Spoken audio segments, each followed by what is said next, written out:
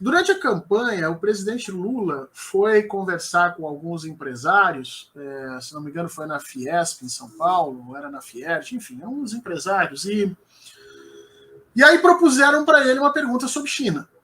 Né? Então, que ele seria a figura que, de alguma forma, nos colocaria mais próximos da China, como se fosse um casamento praticamente já negociado, já estabelecido, Lula eleito presidente, a China entraria aqui e tal. E o presidente Lula pisou no freio e fez a seguinte pergunta: nós temos que nos perguntar o que nós queremos com a China. Essa foi a pergunta dele, né? O que nós queremos com a China? E isso assustou a esquerda. Uma parte da esquerda entrou em piração. Eu li artigos assim do tipo: Lula pende para o lado neoliberal para buscar voto. E assustou a direita, porque a direita leu essa manifestação como se o Lula estivesse abrindo as portas do Brasil para a China, no sentido de, olha, venham, comprem o que vocês quiserem, a gente está aqui para isso. Qual tu acha que vai ser a posição do governo com relação... São duas perguntas. Qual tu acha que vai ser a posição do governo e qual tu acha que deveria ser a posição do governo? Ou seja, como é que a gente deveria se pautar nisso?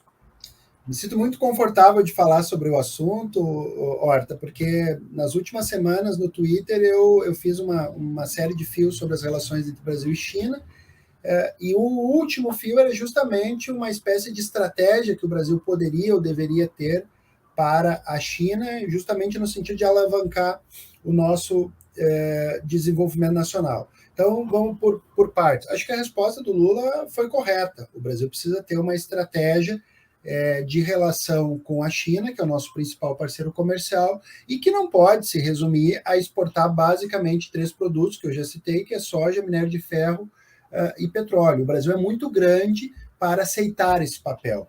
Não há a menor dúvida que durante a era lulista, as relações entre Brasil e China avançaram de maneira muito simbiótica em outros planos. Foram assinados mais de 50 acordos importantes. O Brasil convergiu com a China em diversos arranjos multilaterais, sobretudo nos BRICS, criaram um novo banco dos BRICS. Houve um avanço muito grande do comércio, que não é desprezível. O Brasil vem tendo superávites comerciais enormes com a China. Nos últimos 5 anos foram 150 bilhões de dólares de superávit comercial. Em 2021, só deixa eu fazer um parênteses aqui. Superávit comercial é quando a gente vende mais do que compra com um país. Exatamente, essa diferença, né? Isso. Essa diferença entre o que a gente exporta e o que a gente importa. No último ano, 2021, o Brasil teve um superávit comercial de 60 bilhões. Desses 60 bilhões, 40 bilhões vieram da China. 2/3 do nosso superávit comercial veio da China. Isso é importante para as contas nacionais, isso é importante para o efeito encadeador de emprego que o setor primário também possui sobre ramos da indústria e dos serviços e da logística. Agora, é insuficiente para o Brasil esse lugar, não é, nas relações com a China. Ponto. Então, esse é o diagnóstico. Acho que o Lula faz uma leitura corretíssima. O que eu escrevi, mandei hoje o artigo deve sair dentro de 1 ou 2 dias, apontando linhas fundamentais de ação para que o Brasil possa ter uma estratégia de relação com a China que alavanque o nosso desenvolvimento nacional. Então, por exemplo, o Brasil precisa de um programa gigantesco de obras públicas. É a forma de retomar o emprego, retomar o crescimento, gerar efeito encadeador pelo setor industrial, melhorar a logística, melhorar a competitividade e melhorar o bem-estar, porque tem a ver com metrô, tem a ver com tudo, tem a ver com segurança nas estradas, tem a ver com tudo isso. Bom, a China, a gente tem visto que tem feito grandes investimentos em infraestrutura em diversos países do mundo. A China tem capacidade de financiamento, a China tem grande expertise em engenharia e tem, portanto, capacidade de exportar tais serviços. Isso pode ser feito em parceria com as empreiteiras brasileiras que foram completamente destruídos pela política antinacional da Lava Jato. Então, a oportunidade de casar esses interesses da China de exportação de serviços de engenharia com a necessidade brasileira de investir em infraestrutura e com a necessidade de recuperar os setores ligados à construção civil. Setor ferroviário. Hoje mesmo, ontem, eu estava vendo no Twitter uma máquina que vai construindo os trilhos do trem na China. Eu vi. É um negócio impressionante. O Brasil é um país continental, sabidamente precário em ferrovias convencionais, ferrovias de alta velocidade e metrôs. As cidades brasileiras demandam metrô. Né? Então, há uma oportunidade de fazer grandes investimentos no setor ferroviário.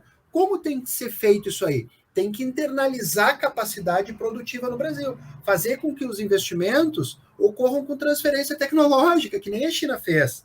Né? Que se exija da China que a construção de parte dos trens, das ferrovias, das locomotivas, seja feita aqui, que haja índice de nacionalização. Né? Esses são dois exemplos. A China tem avançado, é o país, embora ele tenha ficado famoso pelo consumo de carvão e pela emissão de CO2, a China é o país que faz a mais acelerada e abrangente transição energética no sentido de energias renováveis. A China tem as maiores empresas de painéis solares. O Brasil tem sol. O Brasil já é um país poderoso em energias renováveis. O Brasil poderia botar coletores solares em todos os prédios e todas as casas, usando financiamento do BNDES, abatimento fiscal e construção de painéis no Brasil, criando joint venture de empresas brasileiras, empresas chinesas, ou exigindo das empresas chinesas também índices de nacionalização. Um outro exemplo, a China vem avançando muito em governança digital, uso do Big Data, da inteligência artificial, para a erradicação da pobreza, para programas de saúde, para o combate à Covid. O Brasil tem órgãos de excelência em planejamento, tem o IBGE, tem o IPEA, fazer parcerias em governança digital para que a gente aprimore nesses diversos setores, digitalizar completamente o SUS, né? Informatizar o processo de combate à insegurança alimentar, cruzar os dados da insegurança alimentar com vacinação, com frequência escolar. Então, é uma possibilidade gigantesca. Poderia dar mais um exemplo, né? Trazer a Belt and Road, né? A política do cinturão e a rota, para impulsionar a integração física da América do Sul. Esse é um desígnio que vem lá da cúpula de Brasília. É imperativo criar infraestrutura que ligue o Brasil, a Argentina, a Bolívia, o Peru, a Venezuela. Né? Isso estava avançando na época da Unasul. A retomada da Unasul e da liderança brasileira e das empreiteiras e do BNDES pode se dar com a Belt and Road. E aí a gente usa uma estratégia para alavancar a integração regional, trazer a China para cá, inclusive para fazer um anteparo à forte pressão e presença dos Estados Unidos na região. Se tem alguns exemplos, tem outros lá no texto, mas eu acho isso, acho que a gente precisa reunir a inteligência brasileira para formular uma estratégia de interação com a China, no qual a gente consiga internalizar a capacidade e manter aí um crescimento da interação, mas em outro patamar, não como fornecedor de produtos primários.